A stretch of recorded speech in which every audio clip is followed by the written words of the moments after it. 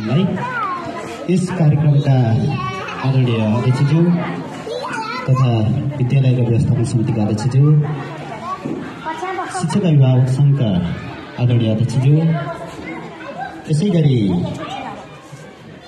यस विद्यालयका भूतपूर्व निवास अध्यक्ष तथा सदस्यज्यूहरू, वर्तमान शिक्षक अभिभावक संघ विद्यालय व्यवस्थापन समितिका सदस्यज्यूहरू, वडा सदस्यज्यू लगायत यस विद्यालयमा शिक्षण गर्नुहुने आदरणीय सहकर्मी शिक्षक मित्रहरू, प्यारा विद्यार्थी भाइ बहिनीहरू, उपस्थित सम्पूर्ण अभिभावकज्यूहरू,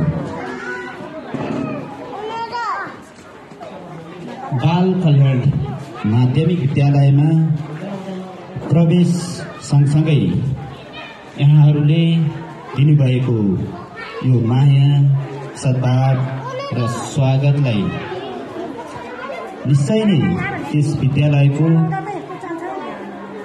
उन्नति प्रगतिको खातिर हरेक पल पलमा सोचेर विचार गरेर विद्यालयको उन्नति प्रगतिको लागि अगाडि बढ्ने प्रतिबद्धता जाहेर गर्न चाहन्छु। सर्वप्रथम यस विद्यालयलाई हिजोदेखि आजसम्म छाप्रोदेखि यो बिल्डिङसम्म ल्याउन र कक्षा 1 देखि कक्षा 10 सम्म ल्याउन प्रथमतः यस विद्यालयमा अहोरात्र खट्नुहुने आदरणीय जो यो व्यक्तित्वहरू जो यो लोकमा हुनुहुन्न परलोक भइसक्नु भएको छ, प्रथमतः म उहाँहरूलाई स्मरण गर्न चाहन्छु र हार्दिक श्रद्धासुमन अर्पण गर्न चाहन्छु। साथसाथै जो व्यक्ति निरन्तर रूपमा अहिलेसम्म पनि यस विद्यालयको हक हित र उन्नतिको लागि, प्रगतिको लागि, शैक्षिक उन्नयनको लागि यहाँहरूको जुन प्रयत्न रहन्छ, उहाँहरूलाई म शिर निहुर्याएर सम्मान गर्न चाहन्छु। आदरणीय उपस्थित महानुभावहरू, पक्कै पनि पालुटा नगरपालिका नगर शिक्षा कार्यालयले एउटा स्थायित्व प्रस्तावित माध्यमिक विद्यालयहरूमा पनि दिनुपर्छ भन्ने किसिमले जुन शिक्षालाई एउटा राम्रो किसिमको फड्को मार्ने उद्देश्यका साथ प्रत्येक विद्यालयहरूमा एउटा नेतृत्व हुने गरी अर्थात् नेतृत्व गर्ने गरी शिक्षकहरू पठाउने काम गर्नुभएको छ। यसप्रति पालुटा नगरपालिकालाई हार्दिक सम्मान गर्न चाहन्छु र धन्यवाद दिन चाहन्छु। साथसाथै यस विद्यालयमा प्रवेश गरिसके पछाडि यहाँका विद्यालय व्यवस्थापन समिति र अग्रज व्यक्तित्वहरूले खेल्नु भएको भूमिका र मलाई यस स्थानमा अर्थात् चाहिँ प्रधानाध्यापक जस्तो पदमा जुन जिम्मेवारी दिनको लागि खेल्नु भएको अहम भूमिकालाई मैले यहाँ सम्झनै पर्छ र बिर्सन सक्दिनँ। साथसाथै यहाँहरूले दिएको जुन जिम्मेवारी छ, यहाँहरूले जुन दिनुभएको जिम्मेवारी छ, त्यसलाई अक्षरशः पालना गर्दै मेरो अन्तिम उद्देश्य, अन्तिम लक्ष्य विद्यालयको हक हित, विद्यार्थीहरूको हक हितको लागि र समग्र विद्यालयको चाहिँ उन्नति प्रगतिको लागि हुने कुरा पनि म यहाँहरूसँग प्रतिबद्धता जाहेर गर्न चाहन्छु। आदरणीय उपस्थित प्यारा विद्यार्थी भाइ बहिनीहरू, हामी बाल कल्याण माध्यमिक विद्यालयमा छौँ। हामीले आफूलाई गर्व गर्नुपर्छ कि यो विद्यालयको नाम नै बाल कल्याण भएको कारणले गर्दा पक्कै पनि हाम्रा बाल बालिकाहरूको कल्याण गर्नको लागि हामी यहाँहरूको साथमा यहाँहरूको चाहिँ विद्यालयमा प्रवेश गरेका छौँ। तसर्थ विद्यार्थी भाइ बहिनीहरूको समग्र शिक्षाको उन्नति प्रगतिको लागि हामी अहोरात्र खट्न चाहन्छौँ। आदरणीय शिक्षक मित्रहरू, मलाई लाग्छ अत्यन्तै सक्षम र सबल साथीहरूको साथमा म आइपुगेको छु भन्ने मलाई लागेको छ। हिजो प्रावि तहका साथीहरूलाई पोस्टिङ गर्ने सवालमा पनि त्यहाँको साथीहरूको चाहिँ जागरुकता, त्यहाँको चाहिँ उहाँहरूको योग्यता क्षमता देख्दाखेरि हामीलाई एकचोटि झस्कने खालको पक्कै थियो।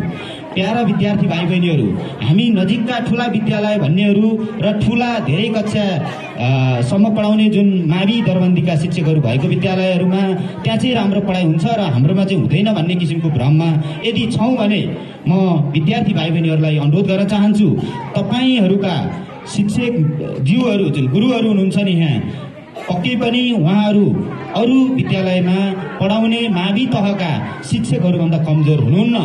म सम्झन चाहन्छु यतिखेर किरण सर जसले +2 अत्यन्तै लामो समय +2सम्म शिक्षण गरेर रहनुभयो। त्यस्तै गरेर लोकराज सर उहाँले लामो समयसम्म उच्च मावि तहमा अर्थात् +2 लाई पढाएर चाहिँ रहनुभयो। सँगसँगै सबै साथीहरू विभिन्न माथिल्लो तहसम्म शिक्षण गरिरहनु भएको र लामो अनुभव हासिल गर्नुभएको व्यक्तित्वहरू हुनुहुन्छ। तसर्थ पनि मैले विद्यार्थी भाइ बहिनीहरूलाई के चाहिँ यहाँ अवगत गराउनुपर्छ जस्तो लाग्छ भने यदि तपाईहरूले हामीले चाहे जस्तो हाम्रो मार्गदर्शन अनुसार हिँड्नु भयो भने सायदै यो बाल कल्याण यो टिमले यो समूहले यो शिक्षकहरूको भित्रताले यो स्कुल एकपटक पालुङटारमा हामी जुरुक्क उचाल्न सक्छौँ भन्ने मलाई चाहिँ विश्वास छ र यही विश्वास म यहाँ दिलाउन चाहन्छु।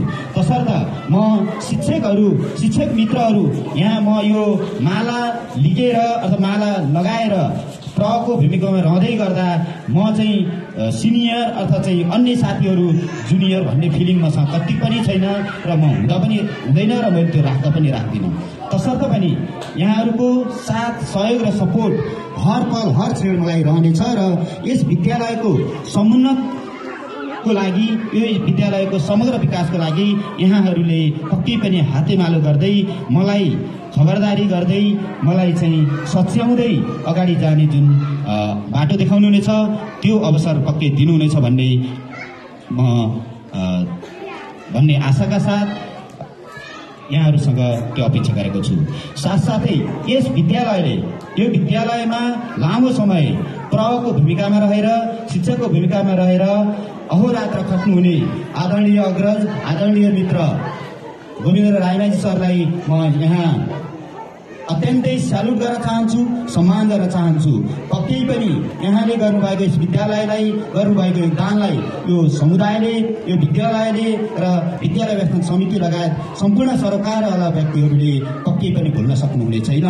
पक्कै पनि उहाँले गर्नुभएको त्याग समर्पण तपस्या र योगदानलाई उहाँ बाहिर स्थानीय हुँदाहुँदै पनि यही ठाउँको स्थानीयको चाहिँ गरेर जुन किसिमको चाहिँ छटाई गरेर काम गर्नुभयो त्यसप्रति यस विद्यालयले र मेरो तर्फबाट पनि उहाँलाई सम्मान नगरिरहन सक्दैन र मैले उहाँसँग आगामी दिनमा पनि त्यही किसिमको सपोर्ट र साथ सहयोगको अपेक्षा गरेको छु। पक्कै पनि सरले धेरै कुरा यहाँ आन्तरिक कुरा बुझ्नुभएको छ।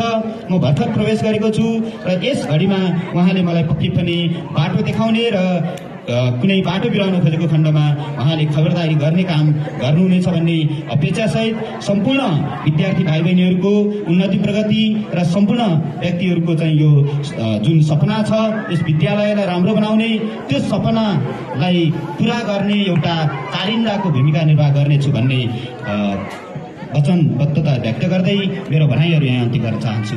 हस्, धन्यवाद। जय बाल कल्याण।